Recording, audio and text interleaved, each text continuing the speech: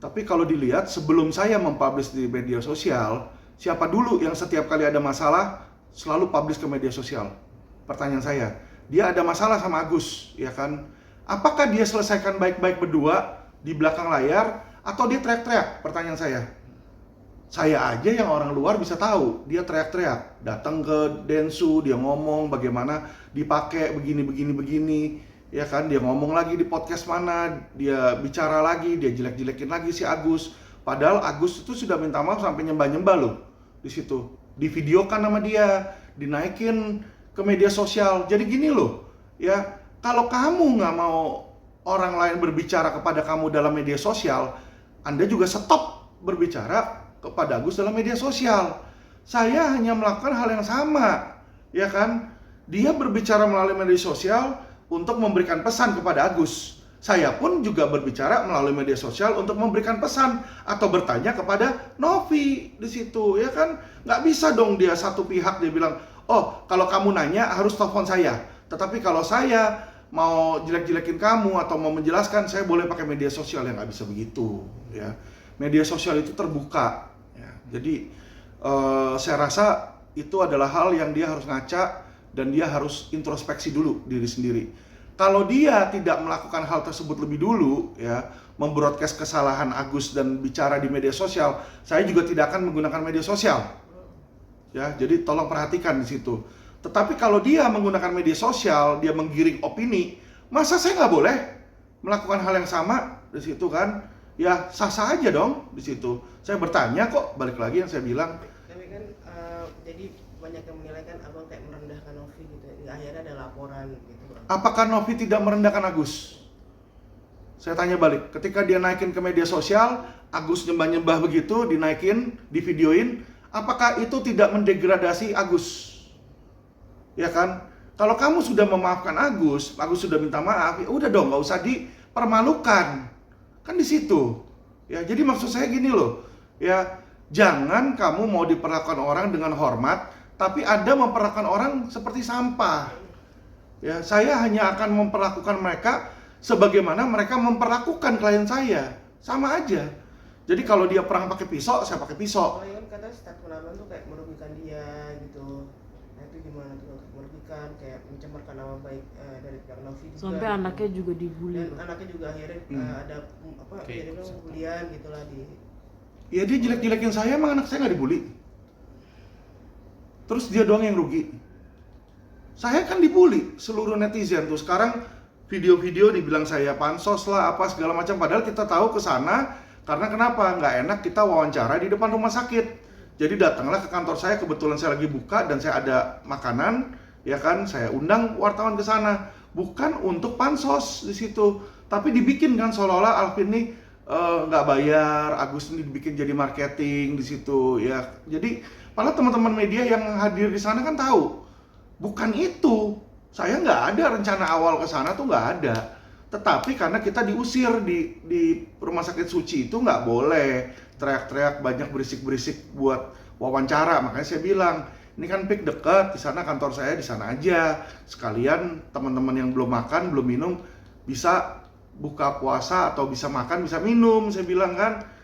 Jadi teman-teman bisa melihat bagaimana itikat baik saya itu pun dipelintir, teman-teman. Dan bagaimana dengan saya dipelintir, saya dibully, bukan cuma saya dibully, istri saya dibully, anak saya dibully. Anak saya juga hal yang sama. Ya kan? Jadi kalau dia marah, anaknya dia dibully, lah hal yang sama kok, saya juga begitu. Kalau Anda tidak mau pakai medsos, jangan pakai medsos untuk serang orang lain.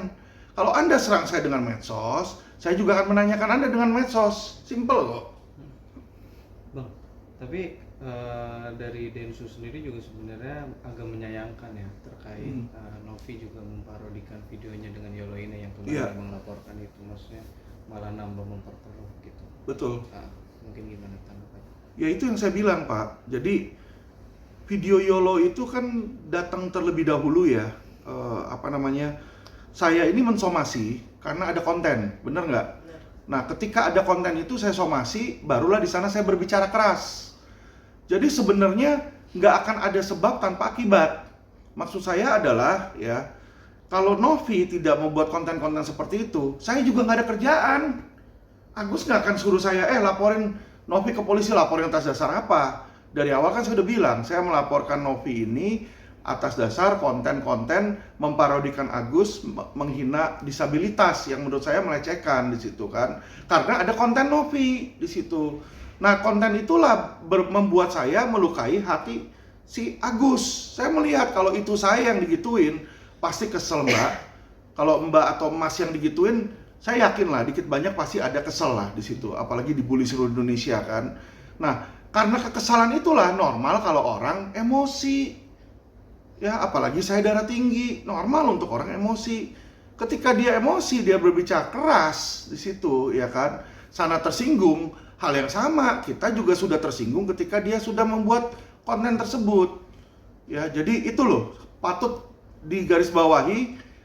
Alvin Lim tidak akan menyerang siapapun kalau nggak ada sebabnya. Tapi kan dia tidak menyebutkan nama, Bang. Kenapa? Tidak menyebutkan nama dalam konten parodi. Saya juga nggak nyebutkan nama. Saya bilang ada teman-teman saya yang pramugari yang pelacur. Saya bilang teman-teman saya. Tapi kan Abang, saya tidak, maksudnya saya juga mau lihat konten Abang, saya melihat juga konten Yolo. Iya.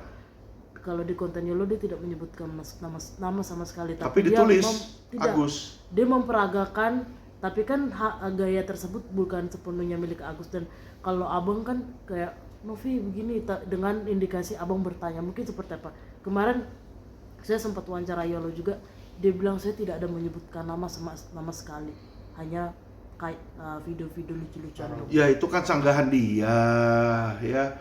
Saat itu kan masa sih segoblok-gobloknya si Novi, masa dia nggak bisa ngelihat sih itu juga menyerupai Agus. Ya kan, dia punya otak kan gitu loh. Nanti kalau saya ngomong keras tersinggung, ya kan. Dia kan punya otak, dia lihat ada kayak begitu, menyerupai siapa enggak? Ya kan, masa harus saya ngomongin sih di situ?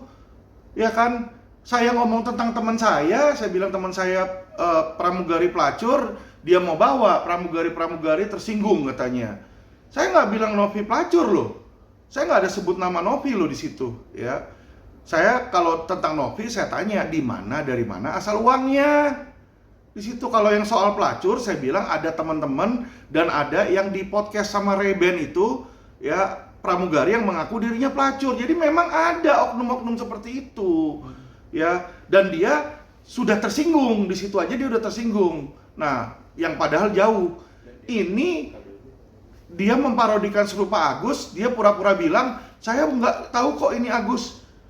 Ya lu kalau nggak tahu itu Agus, lu merasa benar, pertanyaan saya, kenapa lu hapus? Kalau menurut lu itu nggak kena, ya kan, nggak menyerupai Agus, ya kan, nggak menyerupai Agus dan itu konten biasa aja, ya kan?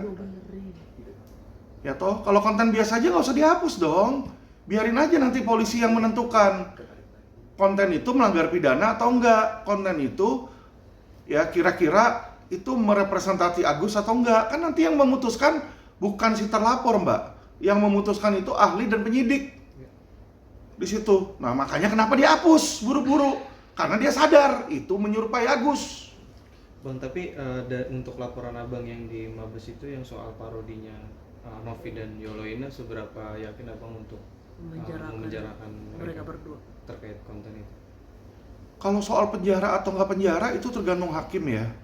Saya nggak akan main duit, maksudnya dalam hal saya push untuk bayar supaya bisa naik atau gimana, nggak. Saya biarkan aja berjalan secara natural lah penyidik di situ. Saya yakin penyidik sekarang ini sudah profesional di situ kan. Nah, kalau hukumannya apa itu kan nanti wewenang dari hakim. Biasanya kalau pencemaran nama baik yang si Novi laporin saya atau saya laporin dia, itu ujung-ujungnya hukuman percobaan biasanya. Ya. Kalau di penjara sekalipun ini sudah ada wacana dari Menteri Hukum dan HAM akan menghapuskan dan akan membebaskan orang yang terkena hukuman dari ITE, Mbak, di situ. Jadi kalau saya bilang ini sebenarnya pasal-pasal karet. Ya, jadi saya laporin dia atau dia laporin saya duluan di situ. Makanya saya nggak takut sama sekali di situ. Pasal karet kalau menurut saya lah. Akan situ. menyiapkan ahli juga nggak dari pihak Bang Alvin? Oh iya tentu. Kan kalau pihak sebelah ahli Iya. bahasa dan ahli hukum pidana. Sebelum ahli nanti saya akan minta gelar perkara. Jadi kalau digelar perkara Mabes atau penyidik bilang bahwa ini nggak memenuhi unsur, udah ditutup itu di SP3. Ahli yang abang siapkan. Jadi nggak ada? perlu ahli dulu. Ahli yang mungkin jika diperlukan. Udah Abang pasti akan- 3 macam ahli ITE, ahli pidana, dan ahli bahasa, itu udah pasti. Tapi kalau untuk terkait laporannya Novi ke abang itu mungkin gimana menyikapinya? Biasa aja bang. Saya udah bilang bang, laporan ITE saya tuh udah 200 lebih. Novi itu baru lapor. Jaksa dan yang lain-lain, ada jaksa, ada polisi, ada OSO. OSO waktu itu laporin saya, ada Pandana Baban laporin saya. Itu laporan mereka ada yang bahkan sudah jadi tersangka saya mas. Udah tersangka. Tersangka itu kan berarti dia tinggal kirim ke kejaksaan, sidang kan. Itu aja setahun tidak jalan. Karena kenapa? Di P19 nggak bisa memenuhi unsur. Ya, apalagi Novi yang kayak begini. Ya, aduh. Udah saya bilang, Novi punya ini tidak memenuhi unsur karena beberapa hal. Pertama adalah saya adalah advokat yang sedang menjalankan tugas. Saya berbicara sebagai kuasa hukum, menanyakan. Ya dong, saya kan ini kan persetujuan antara Novi sama Agus. Jadi saya punya hak untuk bertanya kepada Novi. Mau itu bertanya di pengadilan, mau bertanya di media, bertanya dimanapun saya boleh di situ. Ya, itu pasal 17 ya. Jadi itu ketika saya menjalankan tugas, saya punya surat kuasa resmi. Saya punya imunitas berdasarkan pasal 16 ya. Jadi kalau saya lihat di situ jauh. Satu, imunitas itu ada. Ketiga adalah saya berbicara itu di media. Ya, Quotient TV bukan milik saya. Jadi dia bilang Quotient TV itu Alvin, mana ada? Alvin Lim. Quotient TV ya. Quotient TV itu ada aktenya, Bos. Ada aktenya. Ada PT-nya. Quotient TV ini ada PT-nya. Jadi kalau Quotient TV membuat pernyataan, itu pernyataan dari Quotient TV, bukan pernyataan Alvin Lim. Jadi dia bilang ketika Quotient TV memberikan komen, terus saya komen di situ.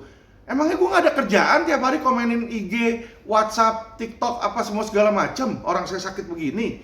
Anda lihat IG saya contohnya, ada tulisannya run by admin. Awal admin balas-balasin. Terus saya bilang sama admin, udah nggak usah dibalasin, blok aja komennya. Kenapa?